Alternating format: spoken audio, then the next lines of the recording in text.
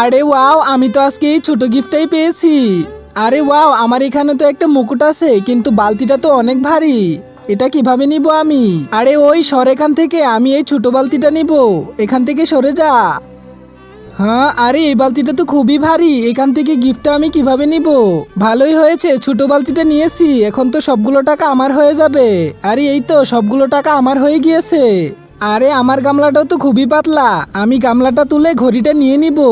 ইয়া, আরে এই তো ঘড়িটা পেয়ে গেছি আমি। ইয়ে, এখন তো আমার পালা, আমার বালতিটাও তো খুবই পাতলা, এখন তো আমি বালতিটা তুলে গিফটটা নিয়ে নিব। সর এখান থেকে, তোর বালতি তো খুবই ভারী, তোর গিফট নিতে পারবি না। এই দেখ আমার গিফট কিভাবে নেই। এই তো আমার গিফটটা নিয়ে নিয়েছি। আরে আমার বালতি তো খুবই ভারী, বন্ধুরা আমাকে বালতিটা তুলতে সাহায্য করো। আরে আমরা তো গিফট নিয়ে এসে পড়েছি, কিন্তু ওর বালতি তো খুবই ভারী, মনে হচ্ছে ও গিফট নিতে পারবে না। হ্যাঁ ঠিকই বলেছিস, আমি তো অনেকগুলো টাকা পেয়েছি। হে উপরওয়ালা, তুমি আমাকে সাহায্য করো। কিন্তু তার আগে তুমি যদি চাও তোমার মা জান্নাতে যাক, তাহলে ভিডিওতে লাইক করে চ্যানেলটি সাবস্ক্রাইব করে দাও। আর যদি চাও জাহান্নামে যাক, তাহলে কিছুই করতে হবে না, আর কমেন্টে মা লিখে যাও। আরে ও এত বড় বালতি কিভাবে তুললো? বন্ধুরা আমি এই বালতি তুলিনি, আমাকে স্বয়ং উপরওয়ালা সাহায্য করেছে।